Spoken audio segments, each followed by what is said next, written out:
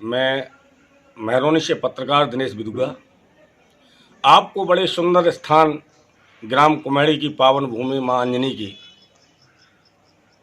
Man बाजार कुम्हेड़ी में श्रीमद् भागवत कथा का आयोजन किया जा रहा है। कथा वाचिका बहन सत्यारिचा द्वारा बड़ी सुंदर एवं मनमोहक कथा का आयोजन चल रहा है, जिसमें ग्राम कुम्हेड़ी के समस्त संभ्रांत जन, श्रद्धालु जन भारी संख्या में धर्म लाभ उठा रहे हैं। तो हम आपकी एक मुलाकात कराते हैं कथावाचिका बहन जी से, जो कि राम मंदिर को लेकर के अपनी कथाओं के लिए संकल्पित भी हैं। तो उन्हीं से जानते हैं कि आपने कैसा संकल्प लिया है। चलें आए बहन जी के पास। वृंदावन से पधारी हमारी बहन कथावाचिका, उन्हीं से जानते हैं कि आप अपना धाम, नाम, आश्रम वगैरह बताने का कष्ट करें हमारे दर्शकों को। जय श्री राधे, जय श्री कृष्ण, जय वृंदावन धाम। मैं सत्यार्चा कथावाचिका वृंदावन से, और जो कि हाल में वृंदावन में ही निवास है, और आपके ग्राम कुम्हेड़ी जो कि हनुमान जी महाराज की अध्यक्षता में जो कार्यक्रम चल रहा है उसमें आई हूँ। और बड़े ही प्रेमी यहाँ के भक्त हैं। बहुत आनंद मुझे कथा करने में भी आता है, और मुझे लगता है भक्तों को भी बहुत आनंद आता है श्रवण करने में। जी बहन जी, हम जानना चाहेंगे और दर्शक भी जानना चाहेंगे अपने जी कि आपने कोई संकल्प लिया है कथाओं हाँ, का, उसके बारे में थोड़ा सा जी बताएं। जी जी ये उस समय की बात है जब राम मंदिर बनने के लिए जो चर्चा चल रही थी, हमारा राम मंदिर बनना चाहिए, सभी संत, सभी भक्त और कई राजनीतिक नेता भी लगे हुए थे। तो लग रहा था कि पता नहीं राम मंदिर बनेगा कि नहीं। हमारे आस्था का जो साधन है, हमारे जो प्राण है प्रभु श्री राम जी, और वे जाकर के वहाँ पांडाल में तंबू तान कर बैठे हुए हैं। हम सभी बड़े बड़े आश्रमों में महंत बनकर बैठे हैं, और जो संसार का महंत है वो आज पांडाल में बैठा है। इस पर सभी संतों ने विचार किया।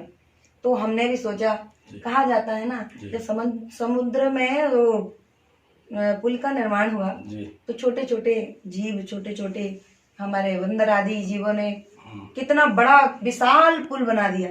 तो छोटे छोटे सहयोग से भी बहुत बड़े काम हो सकते हैं। मैंने सोचा मैं भी कुछ कर लूं। तो मैंने निःशुल्क 11 श्री राम कथा निःशुल्क करने के लिए, निःशुल्क का अर्थ ये है, जैसे कहीं भी कथा करने जाओ तो लोग बोलते हैं दीदी आपकी दक्षिणा क्या है। हम वैसे भी नहीं बताते, कोई संत नहीं बताता, क्योंकि हमारे वेद पुराण शास्त्र विक्रय के लिए नहीं है, तो कोई बताता भी नहीं है। तो वैसे लोग कहते हैं कि ठीक है, जो देना होगा हम अपनी इच्छा से आपको देंगे। तो हमने कहा जो आप इच्छा करके देते हो वो भी आप नहीं दोगे। मैं वहां से खाली हाथ ही आऊंगी, केवल और केवल प्रभु श्री राम की कृपा लेकर आऊंगी। अभी कितनी कथा आप कर चुकी हैं? अभी लगभग कथाएं तय हो गई हैं। 3 कथाएं हो चुकी हैं। और एक हुई थी पंजाब में जी। और अभी 3 कथाओं में ऐसा है, एक पंजाब में हुई, एक हमारे ही निज निवास पर हुई थी, और तीसरी होनी है होशंगाबाद, चौथी होनी है छत्तीसगढ़, 5वीं होनी है दुर्ग जो छत्तीसगढ़ में ही आता है। तो इन स्थानों में तय हो चुकी हैं, और लगभग 2 कथाएं हो चुकी हैं।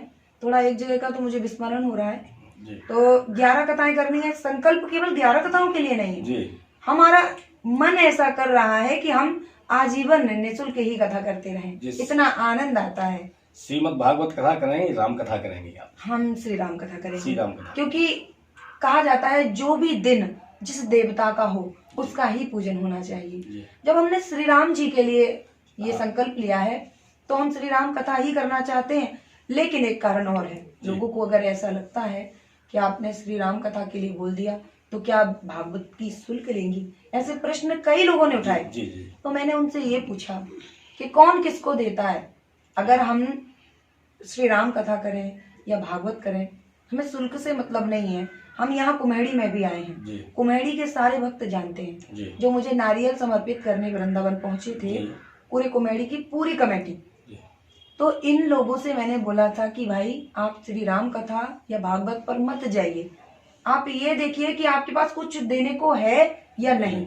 नहीं है, मैं कथा करके आ जाऊंगी। और आपको मैंने संकल्प लिया है, मेरी कमेटी में कई सदस्य हैं जिनके भी परिवार लगे हुए हैं। जी, अब उन लोगों को अगर मैं मजबूर करूं कि तुम भी संकल्प लो, तो ऐसा कैसे हो सकता है।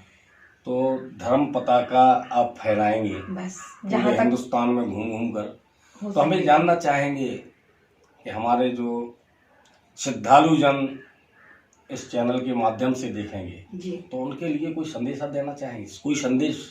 बस मेरा उनके लिए यही संदेश है कि हम लोग संत लोग जो भी भगवान का नाम लेते हुए भगवान के प्रचार प्रसार को करने के लिए जो निकलते हैं, हमारा केवल उद्देश्य इतना रहता है, आप अपने धर्मों को, अपने कर्तव्यों को पूरा करते रहो, पर केवल एक संकल्प ले लो कि हम भगवान को नहीं भूलेंगे। और हमने जब याद उनको किया है, जब उनकी शरण ग्रहण कर ली, तो हमें इतना आनंद है कि हम नहीं जानते, इस बात को कह भी नहीं सकते।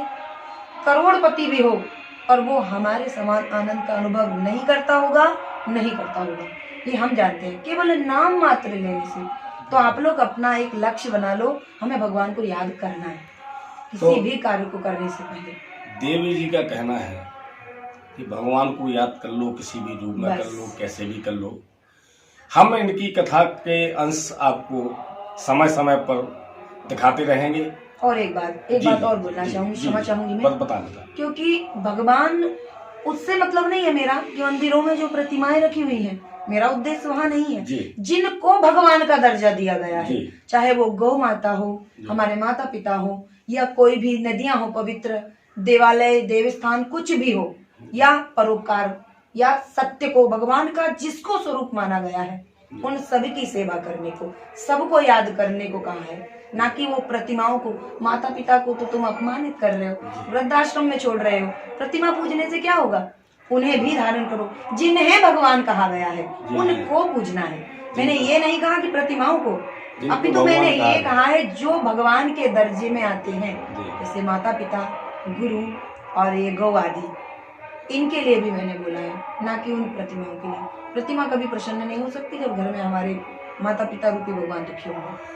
तो बहन जी, आपने बहुत शानदार बात कही है हमारे श्रद्धालु जनों के लिए कि पहले उन भगवान को भी पूजो जो आपके साथ 24 घंटे आपके साथ रहते हैं। साथ साथ मूर्ति पूजा के किसी एंगल से विरोधी नहीं है, जिन्हें भगवान का दर्जा दिया गया है उनके लिए भगवान स्वरूप आप पूजें।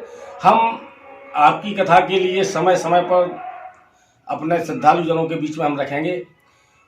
अभी दिनेश बिरुआ के लिए आज्ञा दें। नमस्कार, जय श्री राम।